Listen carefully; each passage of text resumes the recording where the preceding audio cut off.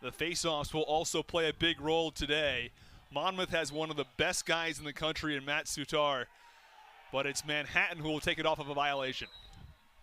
And worth noting, in this 2021 season, the new rule implemented, if he gets 3 of those, that's a 30-second penalty. It's Trevor Pelletier at the top. Had a pair of goals in the MAAC semis. Session cutting in close, both Cormac and then Brooks. And what happens with the Manhattan defense is head coach Drew Kelleher says he's not afraid to let the guys freelance a little bit on defense. Go out, get out of position a little bit, but they're good hustlers. You saw it at the end there with Christian Clifford diving to get that back up. A very strong Manhattan defense. Held Canisius to just 5 goals. That's the fewest goals they've allowed as a program since 2017. Malpica back out to Gucwa, and the Jaspers with the opening goal. Krebs playing in his 33rd collegiate game. That ball's loose, but it's kept by Monmouth. Shot clock running down. They got 15 to shoot. McIntyre. Ball loose again. And Manhattan will take it. Ty O'Riordan comes in to scoop it up. And a perfect clean check from Brandon Bank, getting the stick in there right between the hands. And that's where you got to get that stick in to pry that ball free. And Brandon Bank, a transfer from Furman. This year as a grad student. He's got an interesting story regarding recruiting, as he was originally recruited by the Jaspers. Here comes Monmouth, and they tie it. Yeah, Hansen has mostly been used behind the net. He's got points in his last 7 games and 17 points in his last 5. 5 goals and 12 assists in that span.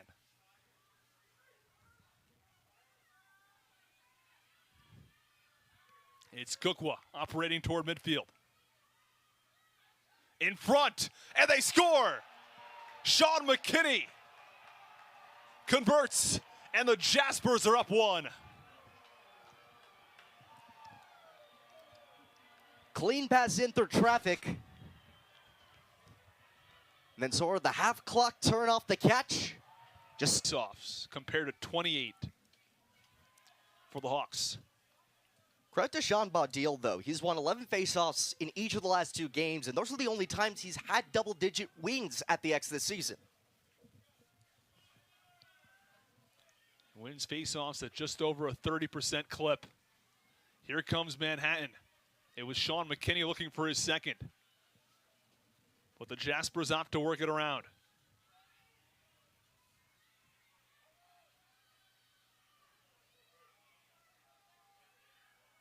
Pelletier finds Nicolosi.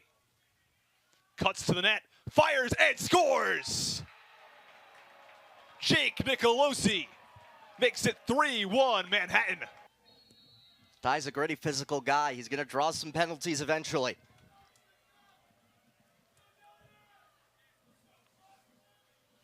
Anthony Sardo's got it up top. He's got 4 goals this season, one of which was the game winner back in game 1. Pass in tight, and Mattushik scores. So the Hawks get it back within 1. Both these teams have a diverse array of scores. And Dwayne Mattushik, just another example. A grad transfer from Jacksonville. Doing some tiptoeing.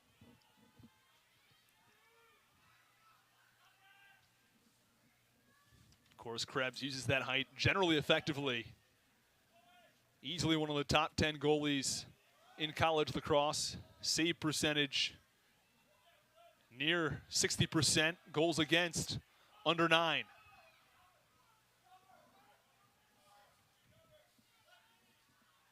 Brock Anderson fires as he's falling down and levels the score at 3. How the heck did he score? Manhattan didn't do anything wrong there. Long pull on him. Look at this. Luke Packer draped all over him, gets the stick there, forces him down. 3 men. Winning back-to-back draws. Monmouth not getting as many shots off, but so far a perfect 3 of 3 when they get an on goal.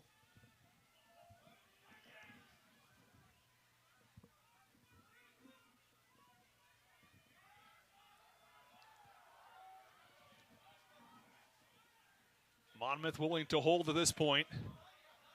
As they've got the last 2 goals, make it 3. Zach Clemente gets it past Brendan Krebs, and it's 4-3 Hawks. Going against the game plan so far.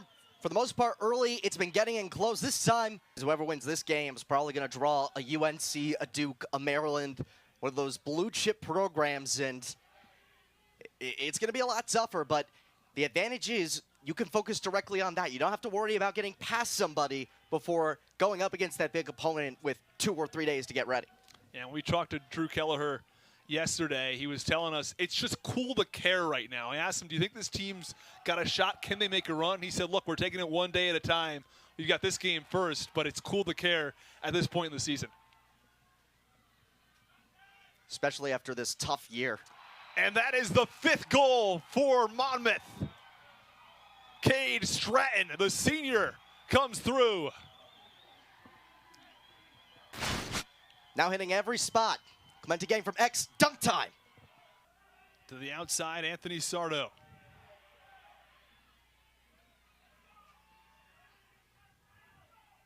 In addition to his game winner in Game 1 against Manhattan, had a critical goal in the second contest as well, tying the game at 7.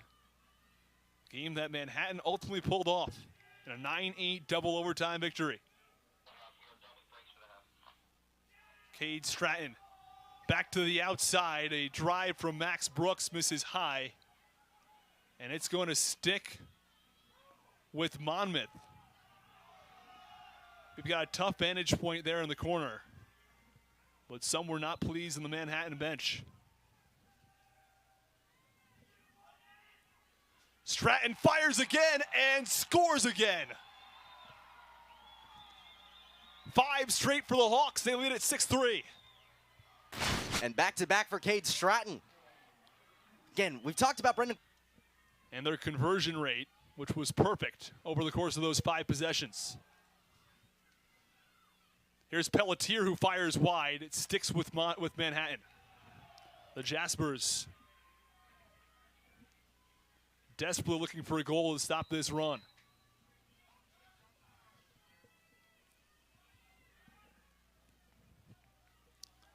And it just shows how face-offs, the name of the game right now. The first quarter, Manhattan relatively even from the face-off dot. But here in the second, Monmouth has won it, and they have controlled. Just 10 to shoot. Here's MacKinney. Scores!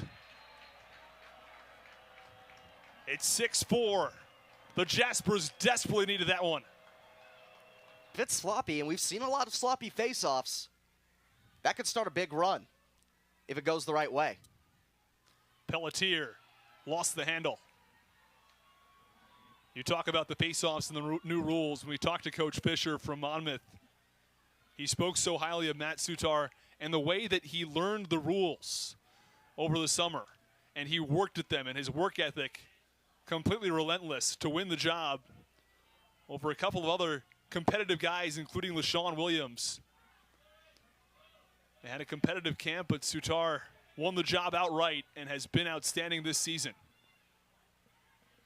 And a shot from Zach Clemente finds the back of the net. The Hawks extend the lead back to 3. Clemente doing a great job using his size, pulls out the bull dodge 6.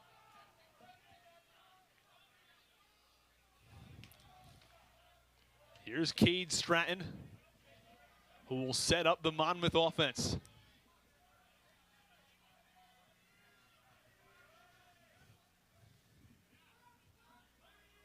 The shot totals are rather similar. 11 shots for Monmouth, just 9 for Manhattan, but that's pretty close considering the 3-goal deficit for the Jaspers.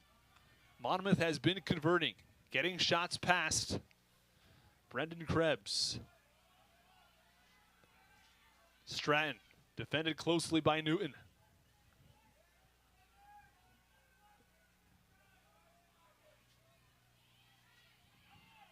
Tries to work his way in front, just 15 to shoot now for the Hawks. He's got a step on Stratton and he scores. At the back of the net, you really, if you tiptoe that crease, you make it really tough for the defender to stay with you. And another face-off win. Gives for Stratton.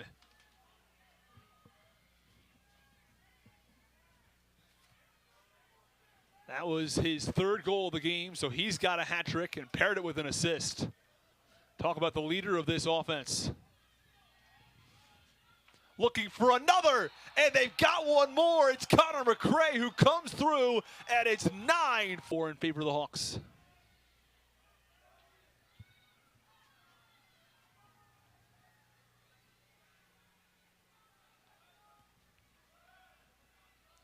Anderson up top with under 20 to shoot.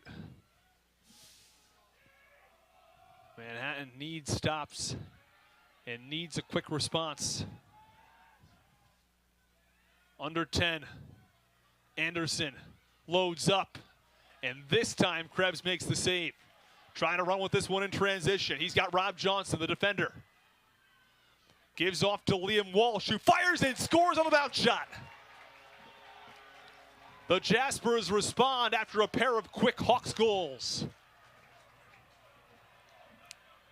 Said it earlier, the transition game is where this will be won. Smart all up in his face, bounce up, bar. On the defensive side. They did an outstanding job of that in the first quarter, allowed just 1 goal to the Hawks. In the second, though, they surrendered 6 and 2 quick ones to start the third. And Monmouth with this lead. Okay with being patient.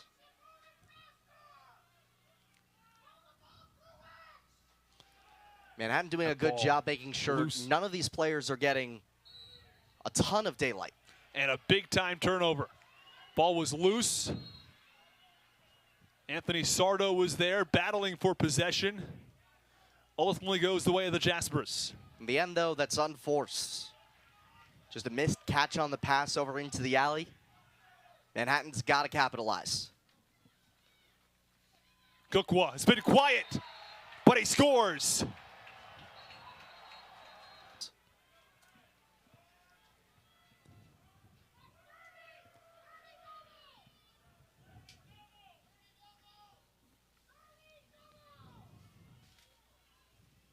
So it'll be Monmouth with possession. They've been quiet since the 13-minute mark here in the third quarter. With just 1 minute to go in the third. Looking in front, and they score. They found a cutting Brock Anderson in front, and the lead back to 4 for the Hawks. Not a good sign for Manhattan. Only won 1 game that they surrendered.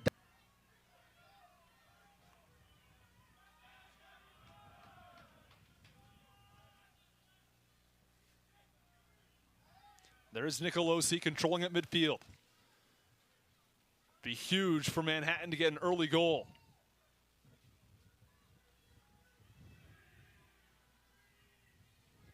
You don't need to push the tempo yet. Still a lot of time here in the fourth.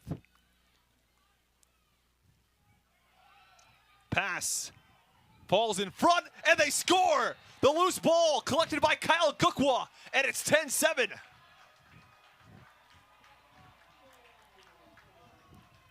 Gucwa, right place, right time. Had a campfire right in front of the cage. You got to trust your long pulls to get that if you're the goalie. And Lodi. Monmouth moving slowly. No reason to push the pace. Up by 3 in the 4th. And a quick shot missed wide from Connor McCray. The redshirt freshman attacker. Under 3 to shoot now for the Hawks. A big-time shot, stopped, the rebound's in. Krebs got the first one, but Monmouth makes it a 4-goal lead. Dwayne Mattushik got the rebound. An incredible save, but someone's got to be there to pick up the garbage. It was a guarantee as soon as Mattushik. Manhattan in desperate need of a stop. Dewswalt couldn't handle the pass. Jaspers are going to fly. Here's O'Riordan. Gives the Gucwa. Coach Kelleher gives the stop sign. And Manhattan pulls up.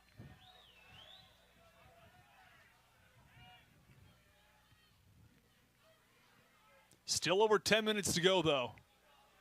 There's plenty of time to score 4. Pelletier back behind the net. Nicolosi had a lane. Back inside, Walshe with the finish. The possession.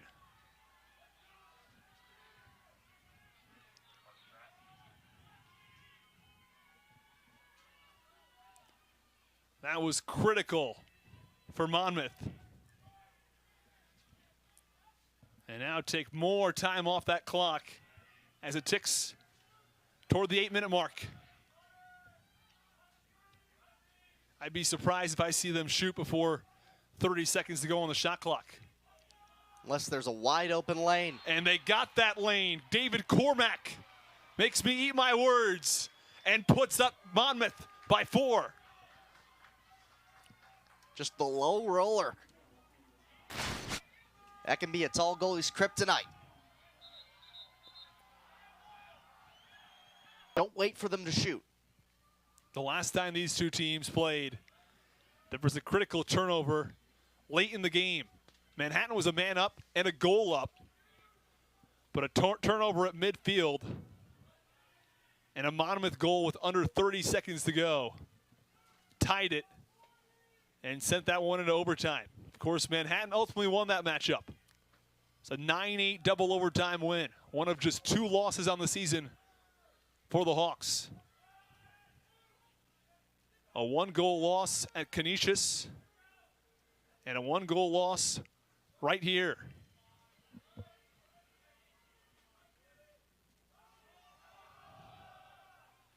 And a shot and a goal. Max Brooks extends the 4.5 minutes to go. And then you got to go to work quickly.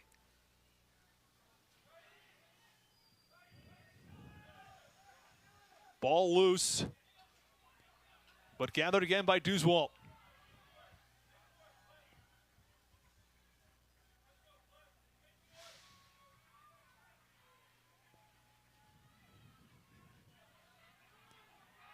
Clifford very aggressive, but it's Monmouth who strikes again.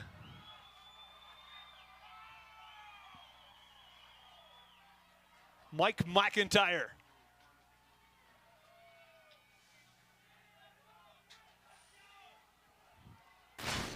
One of the Jersey boys on this team. It's a big shoulder on Clifford. Back. And so many others that have led this team to the 1 seed in the MAAC tournament. But it's Monmouth with their 6-goal advantage here who are poised to move on to the NCAA tournament and claim their first MAAC title since 2017. And whoever they draw, it's going to be a tough one. There's no doubt about that. The Monmouth bench on their feet, just 30 seconds away. Here's Walshe headed back the other way. Gucwa gets one back for Manhattan.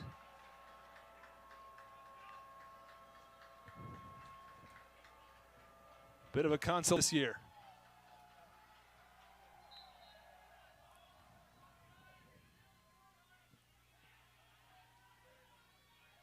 And the seniors for Manhattan with eligibility next year due to the COVID pause last season. Have to wonder if they're going to get some of their bigger pieces back for next year. But this year, it's Monmouth, who are the 2021 MAAC champs.